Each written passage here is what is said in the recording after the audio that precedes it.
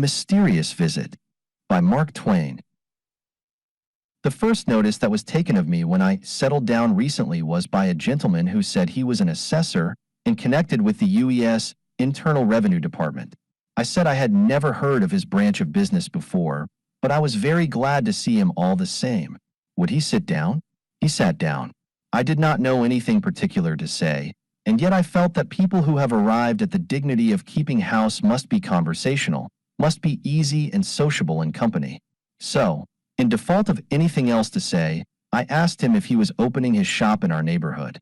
He said he was. I did not wish to appear ignorant, but I had hoped he would mention what he had for sale. I ventured to ask him, how was trade? And he said, I then said we would drop in, and if we liked his house as well as any other, we would give him our custom. He said he thought we would like his establishment well enough to confine ourselves to it, said he never saw anybody who would go off and hunt up another man in his line after trading with him once. That sounded pretty complacent, but barring that natural expression of villainy which we all have, the man looked honest enough. I do not know how it came about exactly, but gradually we appeared to melt down and run together, conversationally speaking, and then everything went along as comfortably as clockwork. We talked and talked, and talked, at least I did, and we laughed and laughed and laughed, at least he did. But all the time I had my presence of mind about me. I had my native shrewdness turned on full head, as the engineers say. I was determined to find out all about his business in spite of his obscure answers, and I was determined I would have it out of him without his suspecting what I was at. I meant to trap him with a deep, deep ruse. I would tell him all about my own business, and he would naturally so warm to me during this seductive burst of confidence that he would forget himself and tell me all about his affairs before he suspected what I was about. I thought to myself, my son, you little know what an old fox you are dealing with. I said, now you never would guess what I made lecturing this winter and last spring? No, don't believe I could, to save me. Let me see, about $2,000, maybe? But no, sir, I know you couldn't have made that much. Say 1,700, maybe? Ha, I knew you couldn't. My lecturing receipts for last spring and this winter were $14,750. What do you think of that? Why, it is amazing, perfectly amazing. I will make a note of it. And you say even this wasn't all? All. Why, bless you, there was my income from the daily war whoop for 4 months about well, what should you say to about $8,000, for instance? Say, why, I should say I should like to see myself rolling in just such another ocean of affluence. 8,000. I'll make a note of it. Why, man? And on top of all this, am I to understand that you had still more income? Ha. Why, you're only in the suburbs of it, so to speak. There's my book, The Innocents Abroad, price $3.50 to $5, according to the binding. Listen to me. Look me in the eye. During the last 4 months and a half, saying nothing of sales before that, but just simply during the 4 months and a half, we've sold 95,000 copies of that book. 95,000. Think of it. Average $4 a copy, say. It's nearly $400,000, my son. I get half. The Suffering Moses. I'll set that down. 14,758, 200. Total, say, well, upon my word, the grand total is about $213,000 or $14,000. Is that possible? Possible. If there's any mistake, it's the other way. $214,000 cash is my income for this year if I know how to cipher. Then the gentleman got up to go. It came over me most uncomfortably that maybe I had made my revelations for nothing, besides being flattered into stretching them considerably by the stranger's astonished exclamations. But no, at the last moment the gentleman handed me a large envelope and said it contained his advertisement, and that I would find out all about his business in it, and that he would be happy to have my custom, would, in fact, be proud to have the custom of a man of such prodigious income, and that he used to think there were several wealthy men in the city, but when they came to trade with him he discovered that they barely had enough to live on, and that, in truth, it had been such a weary age since he had seen a rich man face to face and talked to him and touched him with his hands, that he could hardly refrain from embracing me, in fact, would esteem it a great favor if I would let him embrace me. This so pleased me that I did not try to resist, but allowed this simple-hearted stranger to throw his arms about me and weep a few tranquilizing tears down the back of my neck. Then he went his way. As soon as he was gone, I opened his advertisement. I studied it attentively for 4 minutes. I then called up the cook and said, "Hold me while I faint. Let Marie turn the griddle cakes." By and by, when I came to, I sent down to the rum mill on the corner and hired an artist by the week to sit up nights and curse that stranger and give me a lift occasionally in the daytime when I came to a hard place. Ah, what a miscreant he was! His advertisement was nothing in the world but a wicked tax return, a string of impertinent questions about my private affairs, occupying the best part of 4 foolscap pages of fine print questions, I may remark, gotten up with such marvelous ingenuity that the oldest man in the world couldn't understand what the most of them were driving at questions, too, that were calculated to make a man report about 4 times his actual income to keep from swearing to a falsehood. I looked for a loophole, but there did not appear to be any. Inquiry number 1 covered my case as generously and as amply as an umbrella could cover an anthill. What were your profits during the past year from any trade, business, or vocation, wherever carried on? And that inquiry was backed up by 13 others of an equally searching nature, the most modest of which required information as to whether I had committed any burglary or highway robbery, or, by any arson or other secret source of emolument, had acquired property which was not enumerated in my statement of income as set opposite to inquiry number 1. It was plain that that stranger had enabled me to make a goose of myself. It was very, very plain. And so I went out and hired another artist. By working on my vanity, the stranger had seduced me into declaring an income of $214,000. By law, $1,000 of this was exempt from income tax, the only relief I could see, and it was only a drop in the ocean. At the legal 5%, I must pay to the government the sum of $10,650, income tax. I may remark in this place that I did not do it. I am acquainted with a very opulent man, whose house is a palace, whose table is regal, whose outlays are enormous, yet a man who has no income, as I have often noticed by the revenue returns. And to him I went for advice in my distress. He took my dreadful exhibition of receipts, he put on his glasses, he took his pen, and presto! I was a pauper. It was the neatest thing that ever was. He did it simply by deftly manipulating the bill of deductions. He set down my state, national, and municipal taxes at so much, my losses by shipwreck, fire, etc., at so much, my losses on sales of real estate, on livestock sold, on payments for rent of homestead, on repairs, improvements, interest, on previously taxed salary as an officer of the United States Army, Navy, Revenue Service, and other things. He got astonishing deductions out of each and every one of these matters, each and every one of them. And when he was done, he handed me the paper, and I saw at a glance that during the year my income, in the way of profits, had been $1,250.40. "Now," said he, "the $1,000 is exempt by law. What you want to do is to go and swear this document in and pay tax on the $250.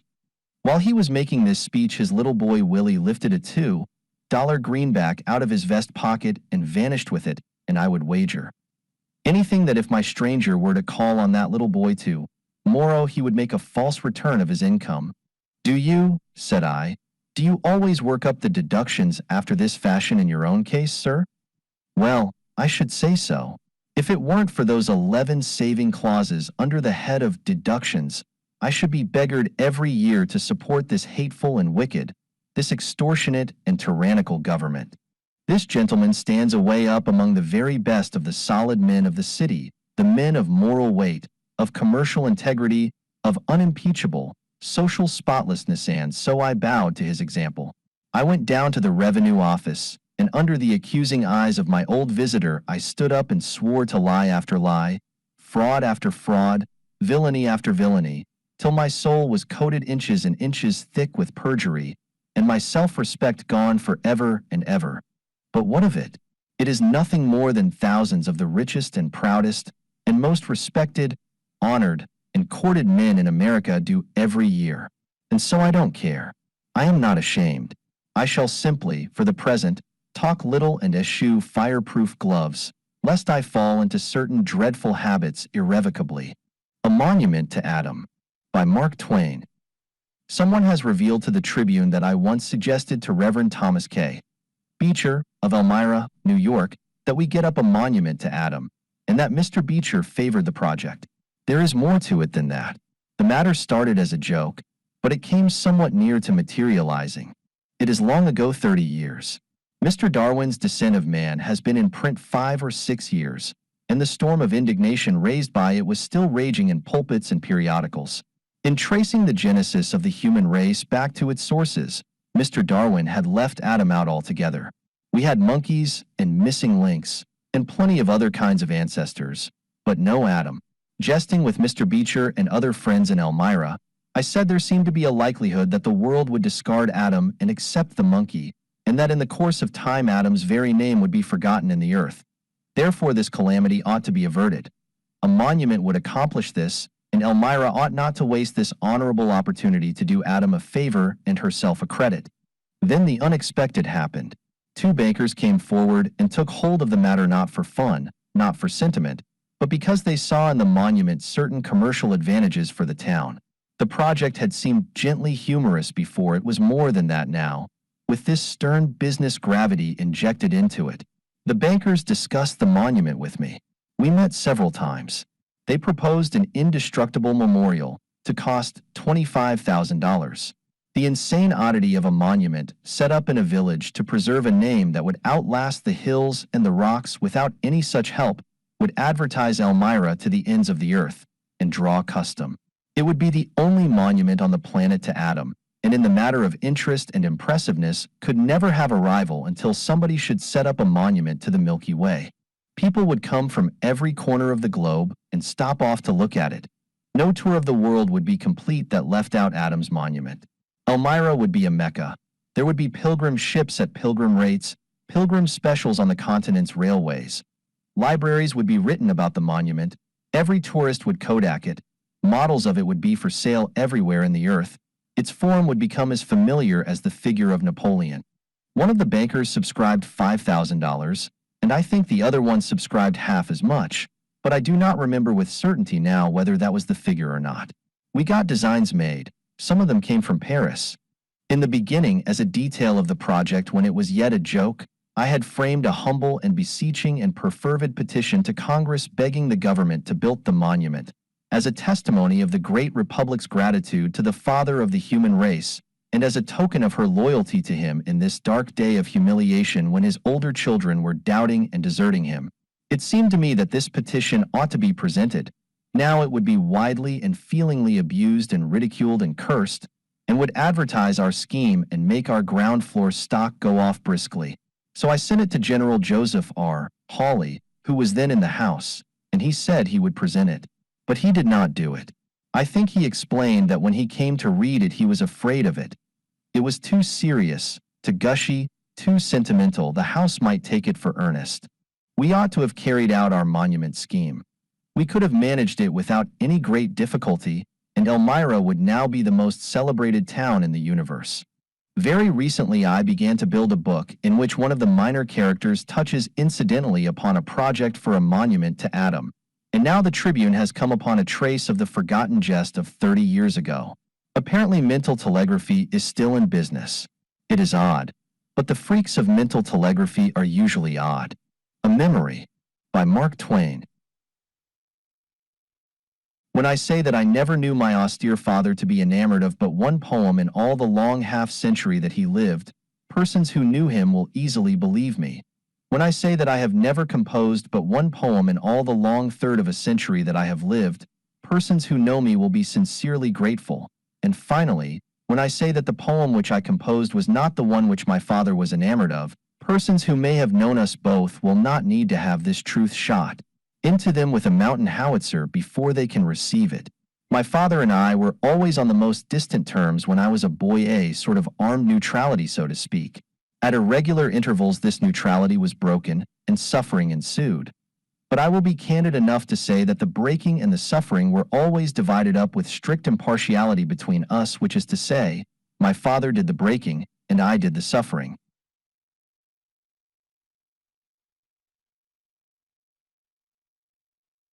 As a general thing, I was a backward, cautious, unadventurous boy. But I once jumped off a two-story table. Another time I gave an elephant a plug of tobacco and retired without waiting for an answer. And still another time I pretended to be talking in my sleep and got off a portion of a very wretched original conundrum in the hearing of my father. Let us not pry into the result. It was of no consequence to anyone but me. But the poem I have referred to as attracting my father's attention and achieving his favor was Hiawatha.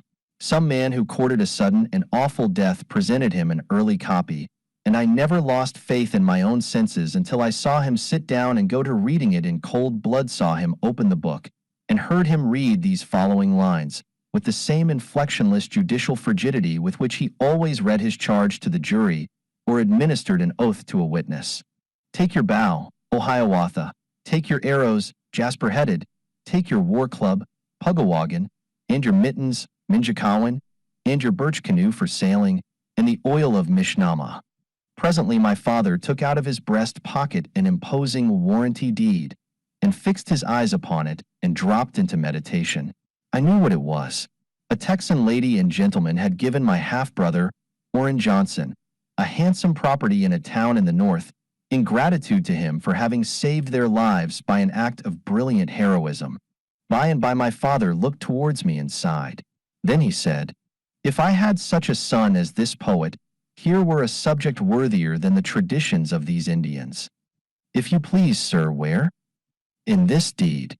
"Yes, in this very deed," said my father, throwing it on the table. "There is more poetry, more romance, more sublimity, more splendid imagery hidden away in that homely document than could be found in all the traditions of all the savages that live." "Indeed, sir? Could I get it out, sir? Could I compose the poem, sir, do you think?" "You?" I wilted. Presently my father's face softened somewhat, and he said, "Go and try. But mind, curb folly. No poetry at the expense of truth. Keep strictly to the facts." I said I would, and bowed myself out and went upstairs. Hiawatha kept droning in my head, and so did my father's remarks about the sublimity and romance hidden in my subject, and also his injunction to beware of wasteful and exuberant fancy. I noticed, just here, that I had heedlessly brought the deed away with me. Now at this moment came to me one of those rare moods of daring recklessness, such as I referred to a while ago.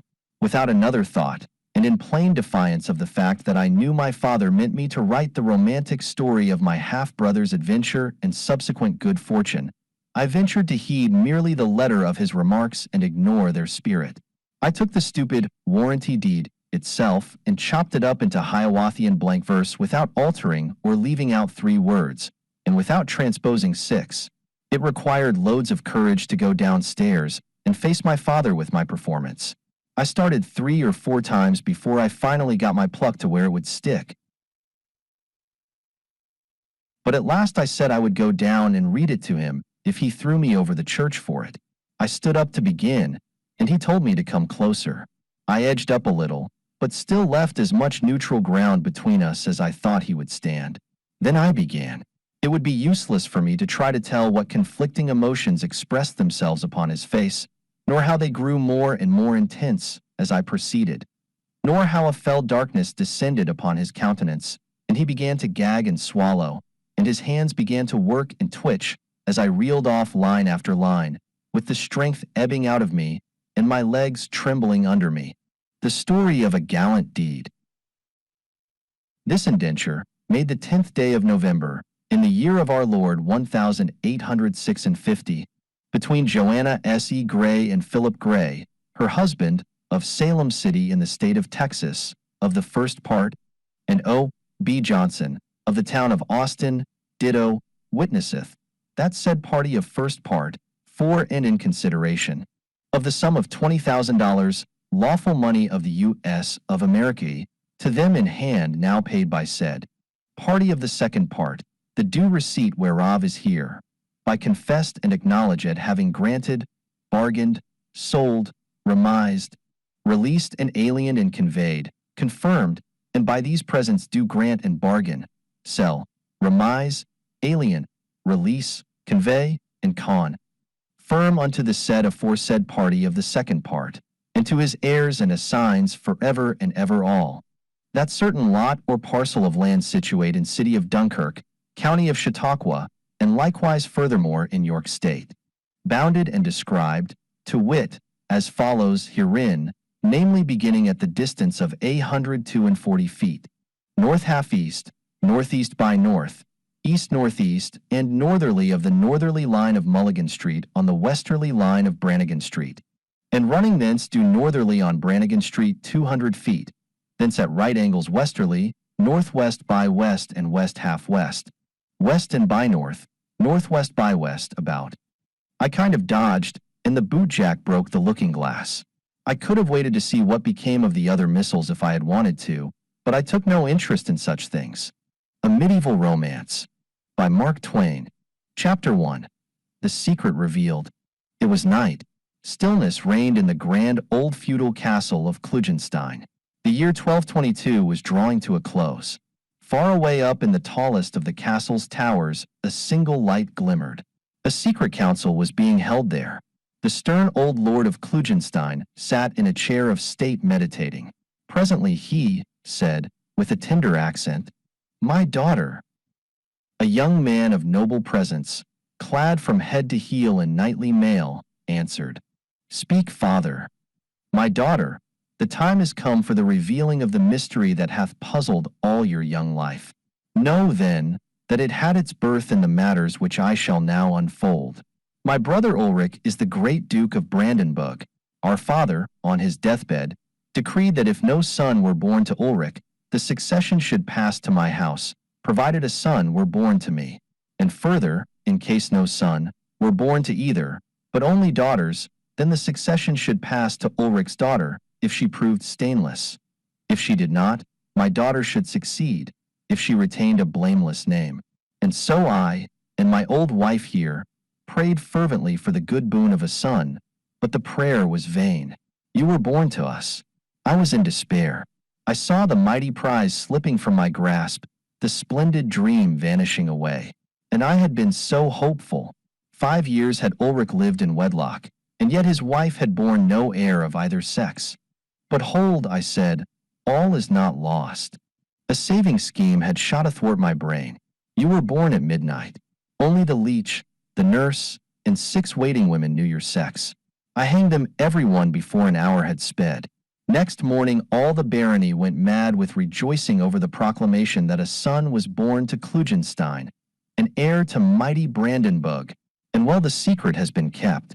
Your mother's own sister nursed your infancy, and from that time forward we feared nothing. When you were 10 years old, a daughter was born to Ulrich.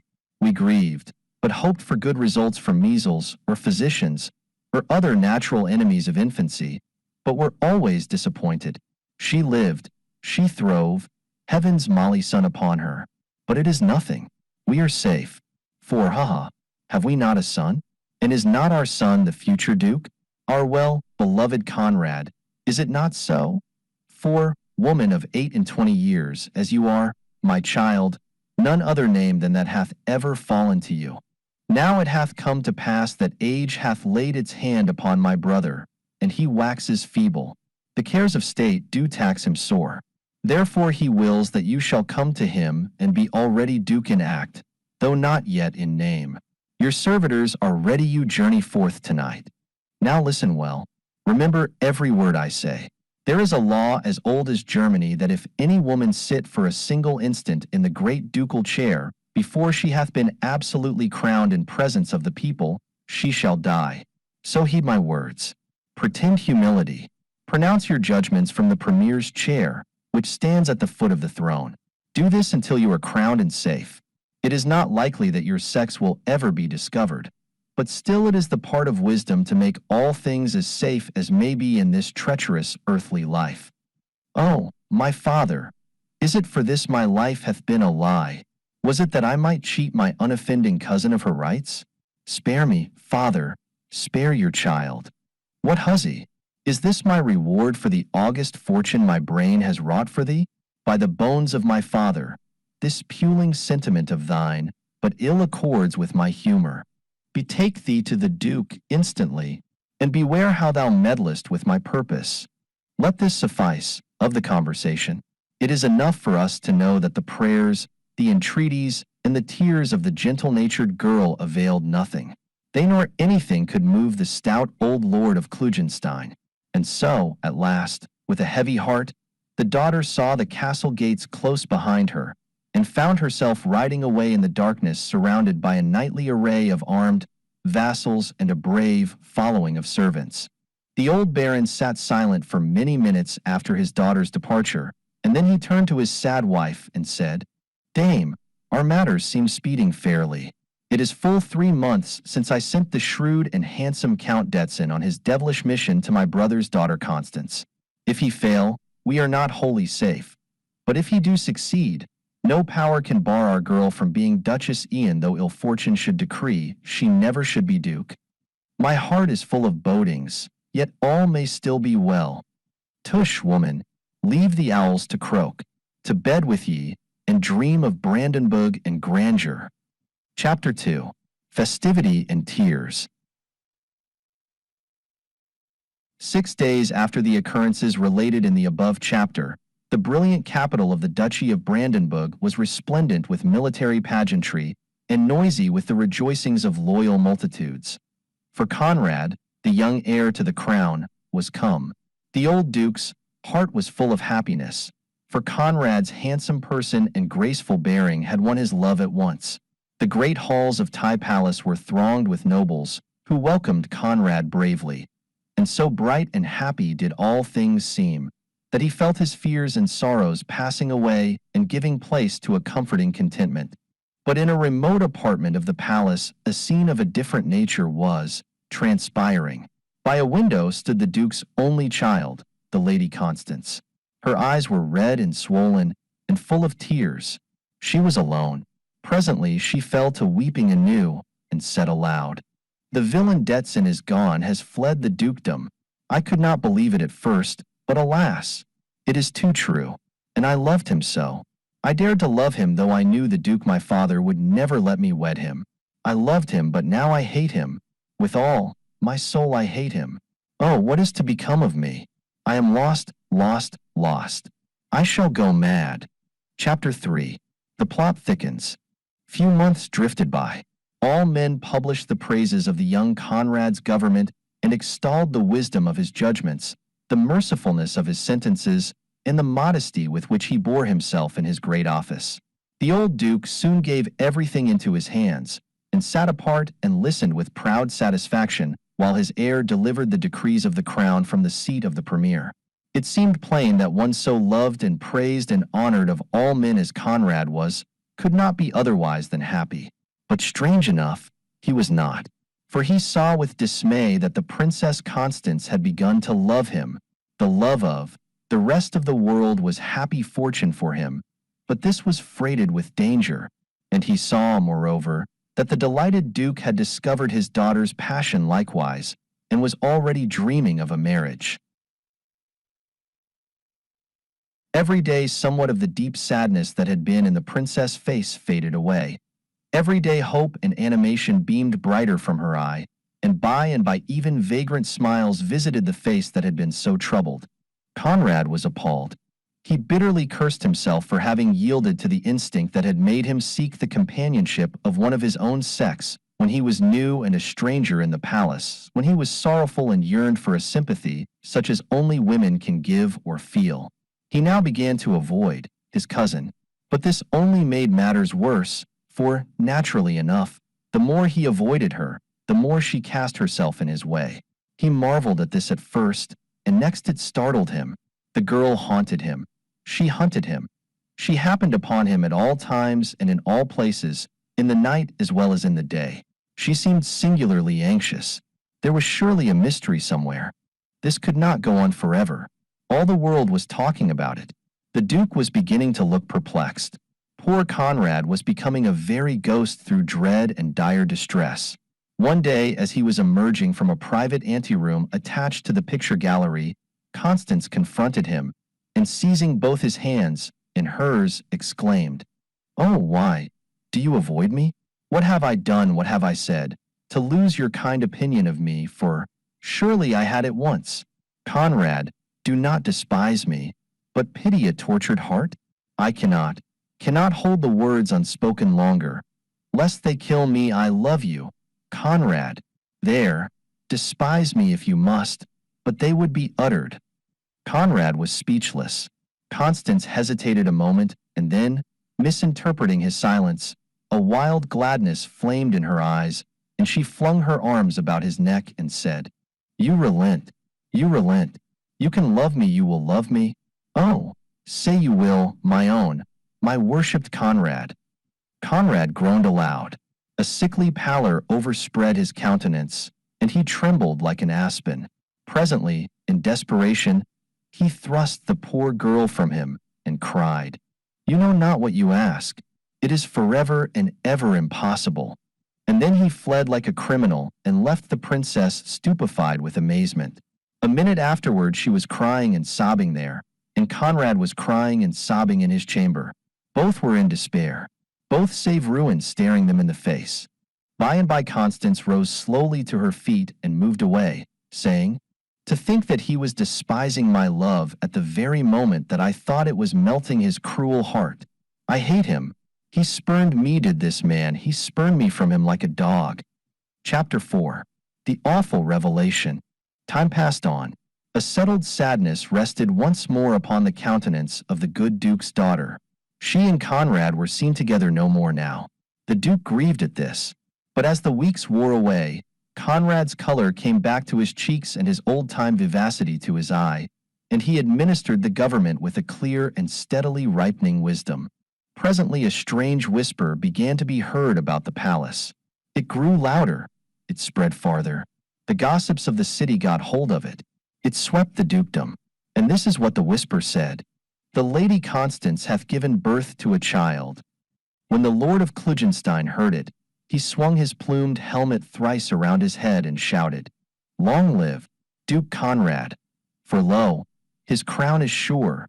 From this day forward, Detzin has done his errand well, and the good scoundrel shall be rewarded.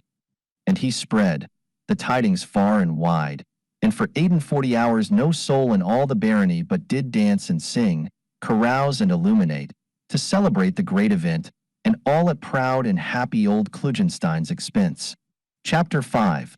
The frightful catastrophe. The trial was at hand. All the great lords and barons of Brandenburg were assembled in the Hall of Justice in the ducal palace. No space was left unoccupied where there was room for a spectator to stand or sit.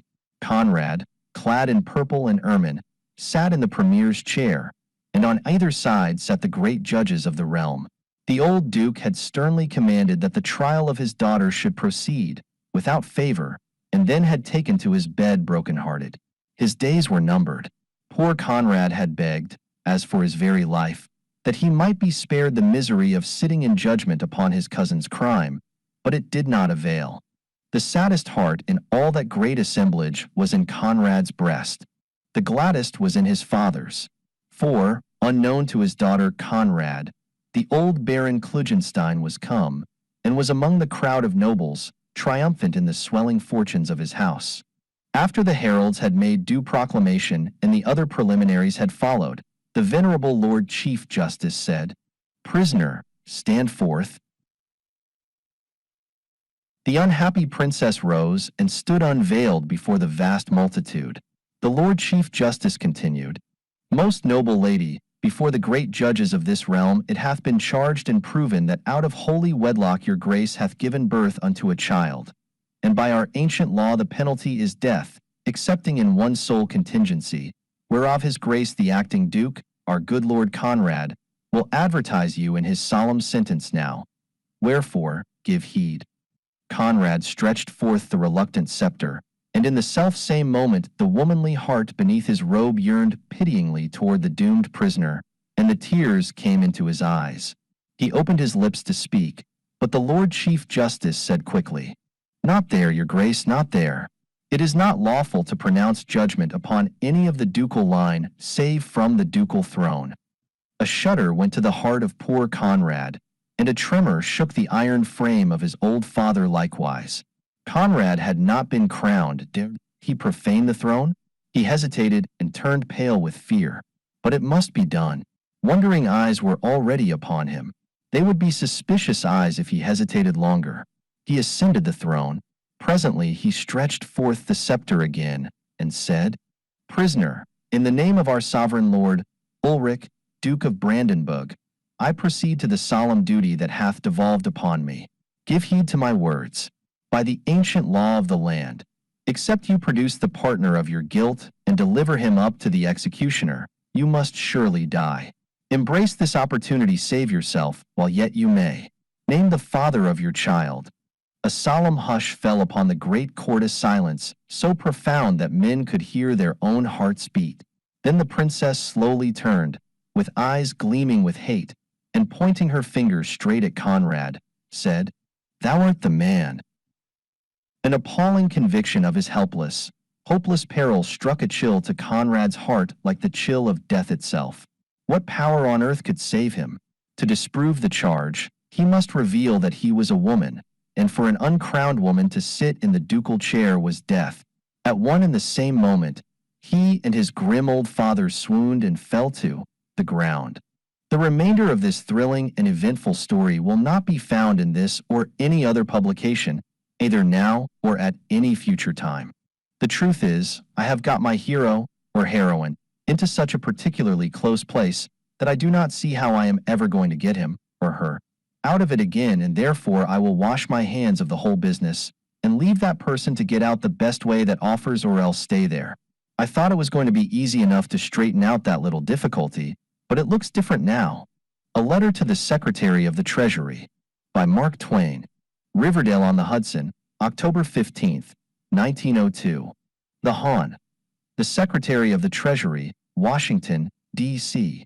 Sir, prices for the customary kinds of winter fuel, having reached an altitude which puts them out of the reach of literary persons in straitened circumstances, I desire to place with you the following order. 45 tons best old dry government bonds, suitable for furnace, gold 7%, 1864, preferred. 12 tons early greenbacks, range size, suitable for cooking. 8 barrels seasoned 25 and 50-cent postal currency, vintage of 1866, eligible for kindlings. Please deliver with all convenient dispatch at my house in Riverdale at lowest rates for spot cash, and send bill to your obliged servant, Mark Twain, who will be very grateful and will vote right. A Letter from Santa Claus, by Mark Twain. Palace of St. Nicholas in the moon, Christmas morning. My dear Susie Clemens, I have received and read all the letters which you and your little sister have written me. I can read your and your baby sister's jagged and fantastic marks without any trouble at all. But I had trouble with those letters which you dictated through your mother and the nurses, for I am a foreigner and cannot read English writing well.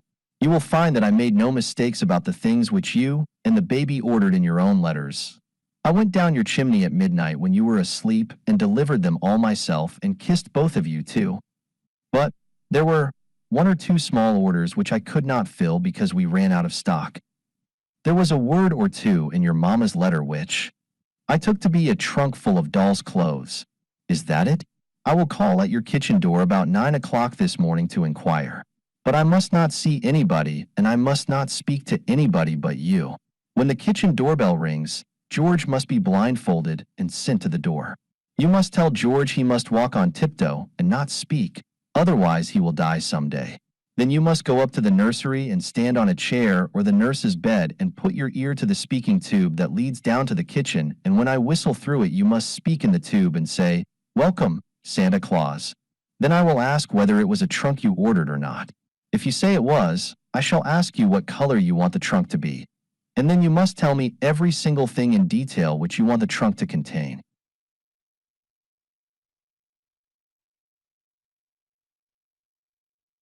Then when I say goodbye and a Merry Christmas to my little Susie Clemens, you must say goodbye, good old Santa Claus, I thank you very much.